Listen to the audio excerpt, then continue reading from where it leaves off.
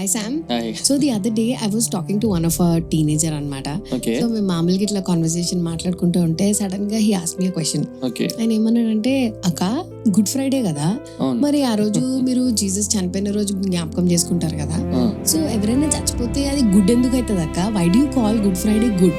Yeah. మంచి శుక్రవారాన్ని మంచి అని ఎందుకు పిలుస్తారు అని అడిగినాడు నన్ను.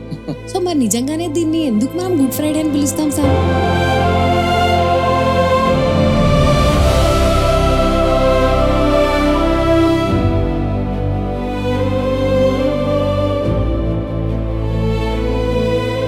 Hello guys, welcome to another episode of Bible Eyes, seeing life through scripture. జీవితం వాక్యం వెలుగులో. సో ఇందాక అడుగుతున్నట్టు గుడ్ ఫ్రైడేలో అంత గుడ్ ఏముంది అన్నట్టు అనిపిస్తుంది. బేసిక్ గా చూస్తే సారో గానీ, సఫరింగ్ గానీ, పెయిన్ గానీ, యేసుక్రీస్తు ప్రభువారు సిలువ మీద మరణించడం గానీ, అదెంతో బాధకి గురి చేసే ఇన్సిడెంట్ లాగా మనకు చూస్తే కనిపిస్తుంది. సో ఎందుకు ఇది గుడ్ అన్నప్పుడు బేసిక్ గా ఆదిమ సంఘం సమయాలలో దీన్ని గుడ్ ఫ్రైడే కాదు కానీ ఇంకొక పదంతో పిలిచేవారు, హోలీ ఫ్రైడే, లేకపోతే ఒక సేక్రెడ్ ఫ్రైడే, ఒక పరిశుద్ధ దినముగా దీన్ని ఎంచేవారు. ఎందుకంటే సంథింగ్ గ్రేట్ హ్యాపెండ్. ఇంకో మాటలో చెప్పాలంటే గ్రేట్ ఫ్రైడే, చాలా గొప్ప శుక్రవారము అని పిలిచేవారు. బట్ లేటర్ ఇది ఈ వర్డ్ ఇంగ్లీష్ లోకి వచ్చేసరికి దాన్ని గుడ్ గా గుర్తించడం ప్రారంభించినారు. ఎందుకు అంటే ఆ రోజు జరిగిన కార్యాన్ని బట్టి ఏదైతే మంచి జరిగిందో దానివల్ల గుడ్ ఫ్రైడేగా దాన్ని పిలుస్తా ఉన్నారు. యేసుక్రీస్తు ప్రభు చనిపోయారు, నిజంగా బాధ కలిగించేది, కానీ ఆయన చనిపోయినందుకు ఎంత మేలు జరిగింది, ఎంతో గొప్ప కార్యం జరిగింది, అందుకు we call this a good Friday. Okay Sam, so Yesu ప్రభు వారు చనిపోయినందుకు మనం ఏదో మేలు పొందుకున్నాం, అందుకని దాన్ని మంచి శుక్రవారం అని అనాలి అని అంటున్నాం. సో అయితే యేసు ప్రభు వారు మరణించారు, అయితే నాకేంటి వచ్చిన లాభం? నాకేంటి? యా, మనకి లాభం ఏంటి అంటే ఫస్ట్ ఆఫ్ ఆల్ అటోన్మెంట్ అనే పదం గుర్తుపెట్టుకోవాలి. ఈ అటోన్మెంట్ అనే అంబ్రెల్లా కింద చాలా పదాలు వస్తాయి. ఓకే, అటోన్మెంట్ అంటే ప్రాయశ్చిత్తం చేయడం, మన బదులుగా మన స్థానంలో కంప్లీట్ గా యేసుక్రీస్తు ప్రభువారు శిక్షణ అనుభవించి మరణించుట అని ఆలోచన చేయవచ్చు. సో దీని గురించి ఆలోచన చేయాలంటే ఒక 5 పదాలు గుర్తుపెట్టుకోవాలి. So the first term is expiation. So దీని అర్థం మనం చెప్దాం తెలుగులో, కానీ దీన్ని కొంచెం అర్థం చేసుకోవడానికి ప్రయత్నిద్దాం. ఎక్స్పియేషన్ అంటే జాన్ 1:29 జాన్ అంటాడు, ఇదిగో లోక పాపం నువ్వు మోసుకొని పోవు దేవుని గొర్రె పిల్ల అని అంటాడు. అంటే పాపాన్ని తీసివేయడంనే మనం సింపుల్ ఏమంటాం అంటే ఎక్స్పియేషన్ అంటాం, రిమూవల్ ఆఫ్ సిన్. సో ఇప్పుడు మనం ఆలోచించవచ్చు ఇది ఎవరికి అవసరము అనుకోవచ్చు. చాలా సార్లు మనం ఏమనుకుంటామంటే మనకి డబ్బు కావాలి, మనకి ఇల్లు కావాలి, మనకి ఉన్న సమస్యలన్నీ కూడా ఈ మెటీరియలిస్టిక్ గా ఆలోచిస్తాం. కానీ అన్నిటికంటే బైబిల్ గ్రంథం చాలా సూటిగా పాయింట్అవుట్ చేసేది ఏంటంటే ఈ రోజు లోకం ఈ రోజు ఈ విధంగా ఉందంటే దానికి కారణం పాపం. మన జీవితంలో మనం నిజమైన నిరీక్షణ లేకుండా ఉన్నామంటే ఆ పాపం. సో ఈ పాపానికి పరిష్కారం కావాలని మనం అందరం ప్రయత్నిస్తాం, మంచి క్రియలు అన్ని చేస్తా ఉంటాం, కానీ ఏది కూడా పాపాన్ని తీసివేయలేదు. ఈ రోజు నేను ఒక మంచి క్రియ చేస్తాను, రేపు మళ్ళీ ఇంకొక పాపం చేసినప్పుడు ఆ పాప స్వభావం అనేది పోవట్లేదు, ఆ పాపం నుంచి విడిపించే నాదుడే లేడు. మరి అట్లాంటి సమయంలో ఈ పాపం ఎలా పోతుంది అని హోప్లెస్ గా హ్యూమానిటీ ఉన్న టైంలో ఆయనే పాపాన్ని తీసివేయడానికి లోకానికి వచ్చి ఉన్నాడు. సో ఎక్స్పియేషన్ అంటే what happens to my sin, నా పాపానికి ఏమవుతుంది? It's good Friday because Jesus has taken the sin away. ఆయనే పాపంగా మారి ఆ పాపాన్ని తీసుకొని వెళ్ళిపోయి ఉన్నాడు. That is such a wonderful example Sam. నిజంగా మన అందరం కూడా అంటే ఎవ్రీబడి యాజ్ హ్యూమన్ బీయింగ్స్ ఎంతో ప్రయత్నం చేసే వారంగా ఉన్నాం కదా సామ్. అన్ని ఏదో ఒక we all want to put efforts, ఇది చేయాలి, అది చేయాలి, అది చేయాలి. కానీ ఇప్పుడు నువ్వు చెప్పేది ఏంటంటే యాక్ట్ ఆఫ్ కైండ్నెస్ మనం కాదు చేసేది, జీససే మన కోసం ఒక యాక్ట్ ఆఫ్ కైండ్నెస్ చేసినాడు. అది చేయడం బట్టే మన పాపం అంతా కూడా తీసివేయబడింది కదా సామ్. ఆ రోజు యాక్చువల్లీ సిలువ మీద చూస్తే అది ఎంతో భయంకరమైన దృశ్యం. ఆయన ఎంతో శ్రమపడి మరణించినాడు నిజంగా, కానీ దానివల్ల ఏమైందంటే అక్కడ చూసేది ఏంటంటే ఎందుకు ఈ నీతిమంతుడు మరణిస్తున్నాడు, ఎందుకు తను రక్షించుకోవట్లేదు? Because is paying the price for sin. ఆయన పాపాన్ని తీసివేయడానికే ఆ విధంగా మరణించున్నాడు. So the first word expiation. Second ఇంకొక పదం కూడా గుర్తుపెట్టుకోవాలి, అంటే గుడ్ ఫ్రైడే వల్ల నాకేంటి, ఎందుకు ఈ good Friday is really good, ఇది మంచిది ఎందుకు అంటే ప్రాపిషియేషన్. ప్రాపిషియేషన్ అంటే ప్రాయశ్చిత్తము అని మనము ఆలోచన చేయవచ్చు.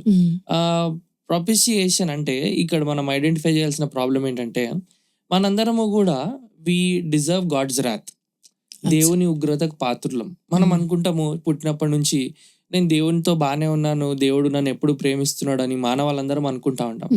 కానీ మనము దేవుని ఉగ్రత కింద ఉన్నాం. ఎందుకున్నాం దేవుని ఉగ్రత కింద? అసలు దేవునికి నేను ఏమన్యాయం చేసినా అనుకోవచ్చు. మనం ఆలోచించాలి ఏంటంటే, మన హృదయంలో దేవునికి వ్యతిరేకంగా పాపం చేస్తున్నాం. పుట్టినప్పటి నుండి మనం పాపం చేస్తా వస్తా ఉన్నాం. పాపం చేస్తా వస్తా ఉన్నప్పుడు ఈ పాపం అంటేనే డెఫినేషన్ ఏంటంటే దేవునికి వ్యతిరేకంగా పాపం చేయడం.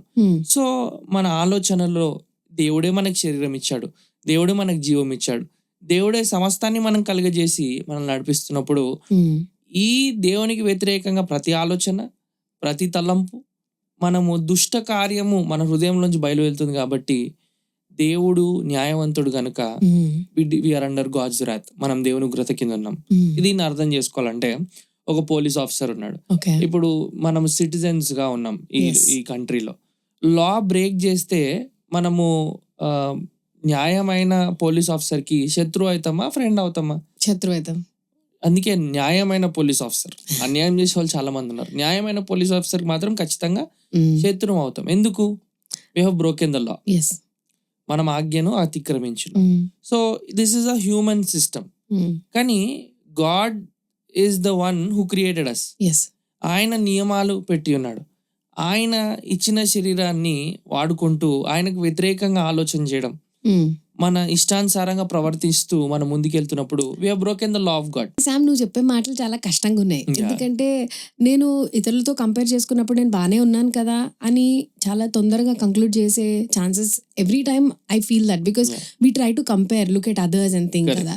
So you tell me, how am I a sinner? నేను ఎట్లా ఒక పాపిని? Okay Ruth, here is a quick quiz. Okay, Ray Comfort అనే వ్యక్తి కూడా ఈ విధంగా అంటా ఉంటాడు. Have you ever lied? Of course I did. So అబద్ధికురాలువేను. So have you ever stolen anything? ఏదన్నా చిన్నదన్నా దొంగలించావా? చాలా సార్లు. So you are a thief. So ఏ పాపము నీ చిన్నదా పెద్దదా 2 రూపీస్ తీసినామా అనేది కాదు. దట్స్ ద నేచర్, మన గుణం అది. నీ మనసులో ఎప్పుడన్నా తప్పుడు ఆలోచనలు కలిగి ఉన్నావా? Yes, Sam. So you have committed this sin in the eyes of God. దేవుని ముందు ఈ పాపం చేస్తున్నాం. సో మరి దేవుని ఉగ్రతకు పాత్రలో మనం, మరి అటువంటి భయంకరమైన స్థితిలో మనం ఉన్నాము. ఆ పాపానికి శిక్ష మనం పొందుకునే స్థితిలో ఉన్నాం. We are under the wrath of God, దేవుని ఉగ్రతకు పాత్రులము అయి ఉన్నాం. కానీ Romans 3:25 రాయబడినట్టు Jesus became the propitiation for our sin. ఆయన మన పాపానికి ప్రాయశ్చిత్తంగా మారి ఉన్నాడు. సో ఆయన ప్రాయశ్చిత్తం చేసి ఉన్నాడు. He became the propitiation for our sin. So దేవుని ఉగ్రతను ఆయన తీసుకున్నాడు. ఎందుకంటే మనము చేసిన పాపాన్ని ఆయన మీద తీసుకొని ఆయన నీతిని మనకు అనుగ్రహించడానికి ఆయన సిలువలో మరణించున్నాడు. So wonderful Sam. So that's the second word. ఈరోజు మరి ఇంత గుడ్ ఫ్రైడే ఎందుకు అంటే, నా పాపము, నేను చేసిన తప్పుడు క్రియలు యేసు ప్రభు మీద మోపబడ్డాయి. ఆ శిక్షను ఆయన భరించి, ఆ పాపానికి ఖచ్చితమైన దేవుని ఉగ్రతను ఆయన భరించి ఉన్నాడు. అందుకు నాకు నిరీక్షణ ఉంది. So that's the second word we have to remember, propitiation. Yes, Sam. What a wonderful example you have given, Sam. నిజంగా ఫ్రెండ్స్, ఈ పాయింట్ మన అందరం ఆలోచించాలి కదా. తప్పకుండా ఆలోచిస్తే ఈ మాటలు చెప్పక తప్పదు. మనం అబద్ధికులం అవుతాం, దొంగలం అవుతాం, మనం వ్యభిచారులం అవుతాం, నరహంతకులం అవుతాం. దేవుని దృష్టికి మనం ఇవన్నీ కూడా ఖచ్చితంగా మనం పాపులంగా తేల్చబడ్డాం. And the only way out for us is when we come to the cross. ఏంటి జీసస్ చేసింది అంటే, ఇప్పుడు మీరు చెప్పారు కదా, దట్ దేవుని కోపంని, మన పైన ఉన్న కోపంని క్రీస్తు పైన వేసి యేసయ్య మనకు రావాల్సిన శిక్ష అంతా తీసుకున్నారు. నిజంగా absolutely it is Good Friday Sam. నాకు సెకండ్ పాయింట్ లోనే ఇది గుడ్ ఫ్రైడే అని అర్థమైపోయింది. And not only that, the third term, మూడో పదం ఏంటంటే జస్టిఫికేషన్. నీతిమంతులుగా తీర్చబడుట. నీతిమంతులుగా తీర్చబడడం అనేది ఇది ఒక లీగల్ టర్మ్. సో ఇప్పుడు ఒక కోర్ట్ రూమ్ సెనారియోలో ఇప్పుడు మన మీద అన్ని లిస్ట్ అంతా ఉంది. నువ్వు ఇగో ఇందాక చూసాం కదా, ఇవన్నీ చేసినావు, నువ్వు ఇది క్రైమ్స్ అన్ని చేసినావు. సో యాక్చువల్లీ కోర్ట్ ఆర్డర్ ఏముండాలంటే యు ఆర్ గిల్టీ. వర్డిక్ట్ ఏముండాలి అంటే ఖచ్చితంగా నువ్వు నేరస్తుడవు, నీకు శిక్ష పడాలి అని వర్డిక్ట్ ఉండాలి, అని అలాంటి తీర్పు ఇవ్వాలి. కరెక్ట్. కానీ యేసుక్రీస్తు ప్రభు సిలువలో చేసిన కార్యం బట్టి Romans 5:1 ఏం చూస్తున్నాం అంటే, you have been justified by Lord Jesus Christ. క్రీస్తును బట్టి నీతిమంతులుగా తీర్చబడ్డాం. ఓకే. ఆయన మనల్ని నీతిమంతులుగా తీర్చేసినాడు. మనల్ని గిల్టీగా చేసే లిస్ట్ అంతా ఆయన తీసివేసి యు ఆర్ నాట్ గిల్టీ అన్నాడు. నువ్వు గిల్టీ కాదు. ఎందుకు గిల్టీ కాదు? ఇప్పుడు నువ్వు తప్పు చేయలేదా? చేసినా. మరి గిల్టీగా అవ్వాలి కదా. మరి ఎందుకు గిల్టీ కాదు అంటే బికాస్ ఆఫ్ గుడ్ ఫ్రైడే. ఎందుకంటే నీ గిల్టీ అనే ట్యాగ్ లైన్ ని యేసుక్రీస్తు ప్రభువు తీసుకొని ఆయన రైచియస్నెస్, ఆయన నీతి అనే గొప్ప బిరుదును మాత్రమే కాదు, పొజిషన్, స్టేట్ ని మనకిచ్చున్నాడు. అందుకే 2 కొరింథీ 5:21 మనము దేవుని నీతి అగునట్లు పాపం ఎరుగని ఆయన పాపంగా చేయబడను అని వివరించబడతా ఉంది. So that's what justification is. So now you are no more guilty. Actually దేవుని దగ్గరికి మనం వెళ్ళలేం, మనం సిన్ఫుల్ పీపుల్. దేవుడేమో పరిశుద్ధుడు. కానీ now you can go directly to God. ఎందుకంటే you have been declared as righteous. Legal గా నీ మీద ఏ నేరం లేదు. ఎందుకంటే దేవుడు నన్ను నీతిమంతుడుగా మార్చినాడు. ఎందుకు? ఆయన కుమారుడు నా నిమిత్తం మరణించి తిరిగి లేచినాడు గనుక నేను నీతిమంతుడుగా చేయబడ్డాను. That's the beauty of Good Friday. Wow, Sam, that's really so nice. So yeah, what I am not, God has made that just Exactly. because I believe in what he did for me on the cross. true. So the right standing before God, దేవుని ముందు నిల్చోగలము అంటే yes, we have been justified, నీతిమంతులుగా తీర్చబడ్డాం.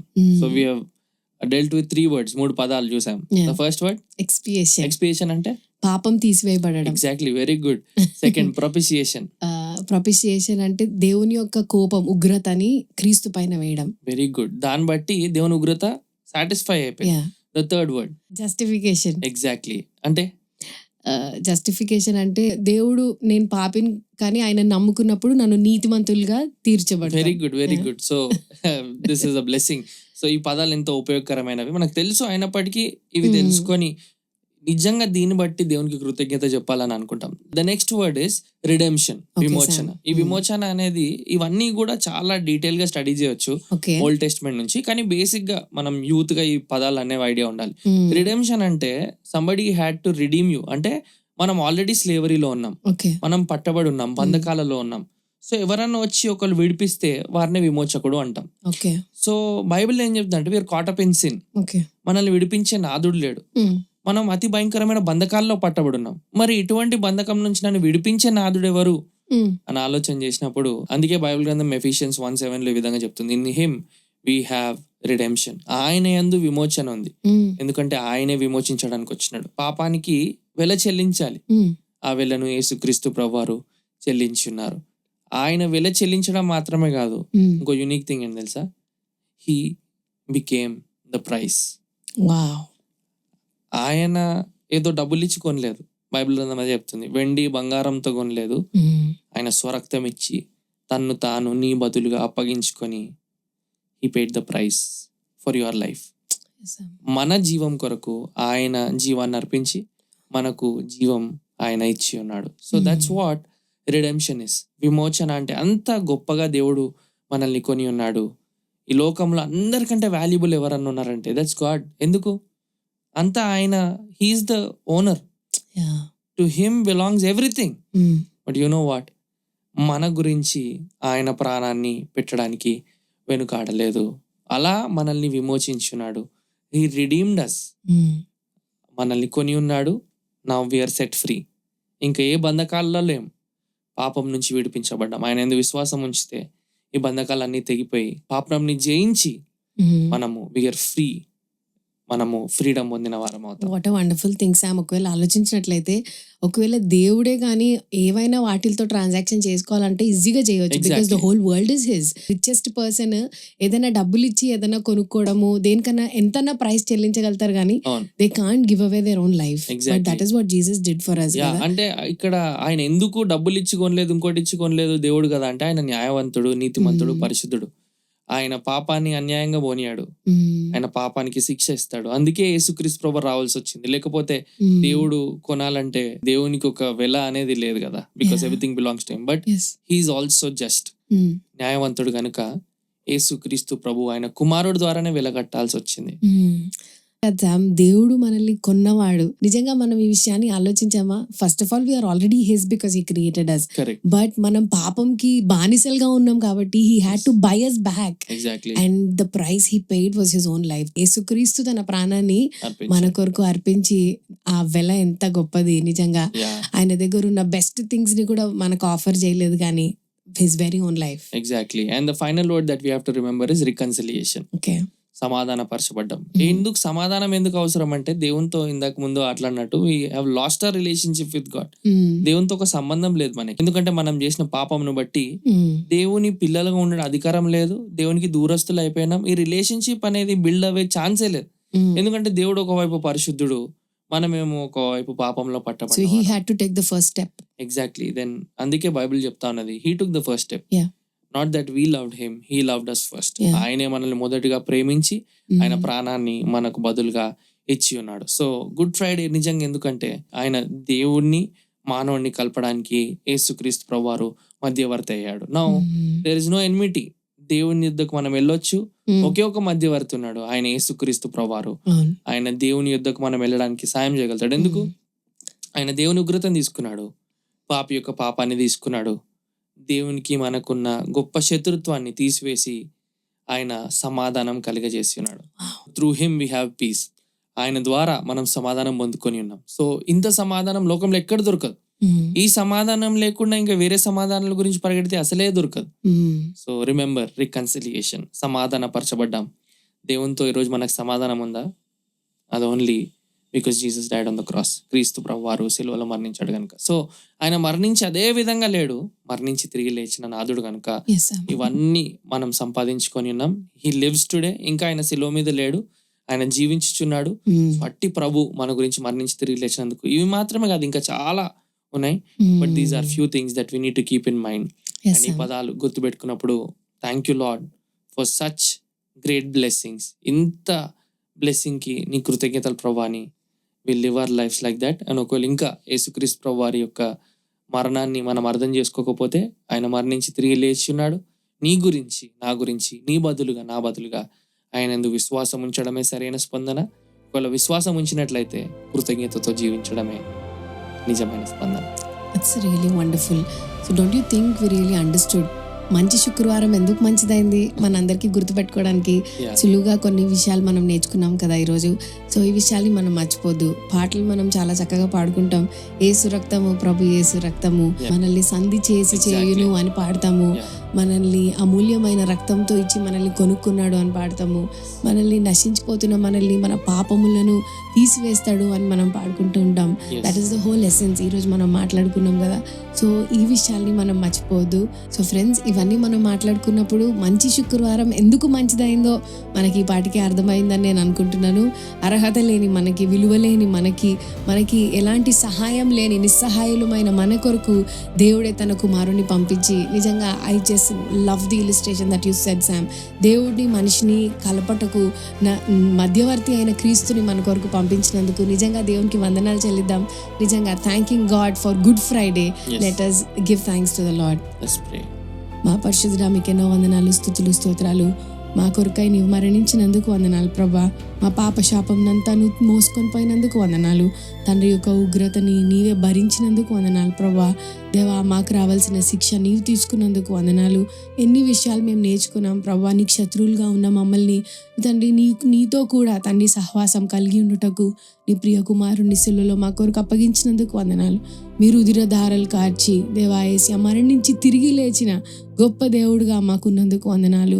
మా బ్రతుకుల్ని మార్చి మేము ఇంకనూ పాపులం కాదు కానీ నీతిమంతులనని పిలిచే దేవుడుగా ఉన్నందుకు వందనాలు. మా సొంత చేతులతో మేము ఎంత ప్రయత్నించినా మేమెన్నడూ పొందుకోలేని ఆ గొప్ప రక్షణ భాగ్యాన్ని నీ ప్రియ కుమారుడైన క్రీస్తు ద్వారా మాకు అనుగ్రహించుచున్నందుకు వందనాలు చెల్లిస్తూ దేవా, ఈ మాటలు వింటున్న ప్రతి ఒక్కరు కూడా తండ్రి యేసయ్య నీవిచ్చిన గొప్ప రక్షణ భాగ్యం పొందుకునే కృపను దయచేయమని, ఈ పాడ్కాస్ట్ని మా అందరికీ దీవెనకరంగా చేయమని యేసుక్రీస్తు పరిశుద్ధ నామంలో ప్రార్థించుకుంటున్నాం తండ్రి. ఆమేన్.